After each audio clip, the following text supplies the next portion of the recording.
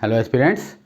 मोपला विद्रोह 1921 में मोपला विद्रोह होने के पीछे जो मुख्य कारण है वह यह है कि खिलाफत और कांग्रेस का एक होना।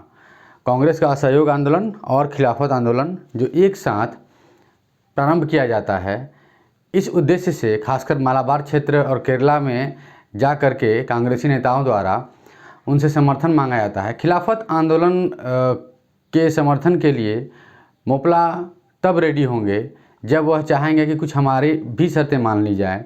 जमींदार और मोपला से जो लगातार संघर्ष चल रहा होता है उसको सॉल्व करने का भी वह डिमांड रखेंगे कि साथ में यह भी कर लिया जाए। और कुछ ग्रुप का निर्माण होगा, संगठन का निर्माण होगा। पुलिस इस संगठन के खिलाफ कार्यवाही भी करेगी, निषेधाज्ञा लागू करेगी 15 फरवरी 1921 को।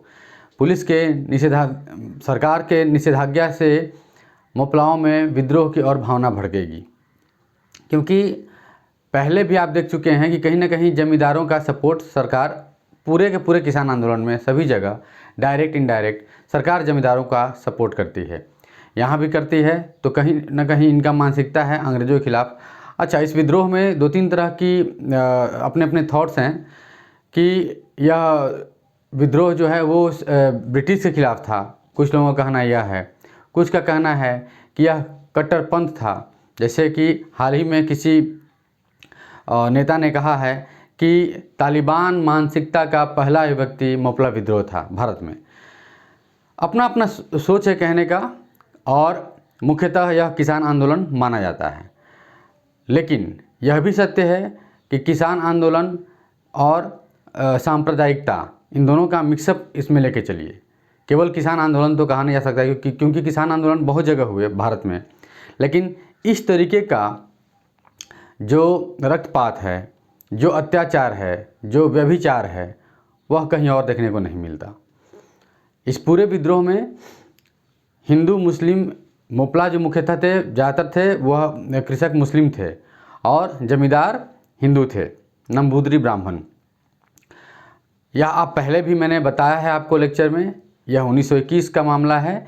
इसमें भी बात मुख्य जड़ वही होगा कि किसान मोपला जो हैं, मुस्लिम किसान जो हैं, वो जमींदारों को नेस्तनाबूद कर देना चाहते हैं ताकि ज़मीन पे उनका कब्जा हो सके। मैंने पहले ही बताया हुआ है, टीपू सुल्तान के टाइम से लेकर के अब तक का जो स्टोरी टेलिंग रहा है। तो आप यहाँ पर देखेंगे कि इस विद्रोह में आपको ज़्यादातर लड़ाई झगड़ों में, यहाँ तक कि मंदिर भी ध्वस्त किए जाएंगे। कहीं कहीं रिकॉर्ड में है 300 टेम्पल्स, उससे भी ज़्यादा। हिंदू महिलाओं के साथ रेप का भी बात मिलता है। तो देखिए, केवल घर जला देना या मारना काटना, जान से मार देना, यहाँ तक समझ में आता है, लेकिन महिलाओं का रेप, मंदिरों को तोड़ना और जबरन धर्म परिवर्तन, यह पूरा मोपला विद्रोह के सांप्रदायिक होने का प्रमाण देता है। और किसी ने कहा है कि तालिबान मानसिकता का पहला अभिव्यक्ति, तो कुछ हद तक दिखेगा। भारत में किसी मास लेवल पे इस तरीके का उस समय तक कुछ ऐसा नहीं देखा गया था जो वहाँ हो रहा था। तो यह इसके पीछे जो स्टोरी टेलिंग हमें जाननी है वह यह है कि जब निषेधाज्ञा लागू होता है 15 फरवरी के बाद अंग्रेज़ों के द्वारा, तो ये भड़क उठते हैं मोपला और सरकारी अवमानना करने लगते हैं। अली मुस्लियार एरनाड ज़िले में, केरल के एरनाड तालुके में बताया तो यही जाता है कि किसी जिलाधिकारी ने किसी जमींदार के भड़काने पर, लेकिन जो भी हो, अली मुस्लियार का मामला आता है। उन्हें गिरफ्तार करने के लिए जिलाधिकारी प्रयास करते हैं और किसी मस्जिद में उनके छिपे होने का प्रमाण नहीं कहा जाए, मतलब अनुमान मिलता है, कोई गुप्त सूत्र से पता लगता है। उस मस्जिद का नाम है नीरू रांगड़ी। तो इस मस्जिद पे छापा मारा जाता है और अली मुस्लियार तो नहीं मिलते हैं, लेकिन 3 अन्य खिलाफत के नेताओं को गिरफ्तार कर लिया जाता है। मैंने पहले ही बताया कि वहाँ पे कांग्रेस और खिलाफत मिल करके खिलाफत आंदोलन को, और कांग्रेस का असहयोग आंदोलन भी कहीं ना कहीं उसमें शामिल है। तो बहुत सारे नेता वहाँ को खिलाफत आंदोलन वाले मिलेंगे, जिसमें अली मुस्लियार भी हैं। यह गिरफ्तार नहीं होते हैं, 3 अन्य नेता गिरफ्तार हो जाते हैं, लोगों का हुजूम जुटने लगता है।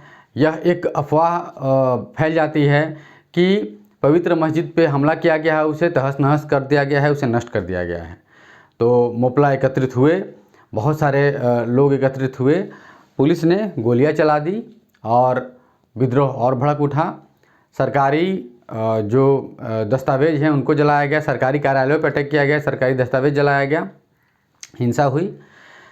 तो अनुनासिक संबंध तो जारी रहेगा, उधर मोपला विद्रोह करेंगे और इधर पुलिस भी। लेकिन इस बीच में जो एक बात छिपी हुई है वह यह है कि कमोबेश मानसिकता में हिंदू विरोधी भावनाएं लगातार थी, और जब जब कोई विद्रोह भड़क रहा है तो शिकार जमींदार हो रहे हैं और हिंदू जनसंख्या भी हो रही है। क्योंकि जब अंग्रेज़ों ने मार्शल लॉ लागू किया, जैसे जैसे अब बढ़ते जाएगा मामला, तो अंग्रेज़ों को तो मार्शल लॉ लागू करना पड़ेगा।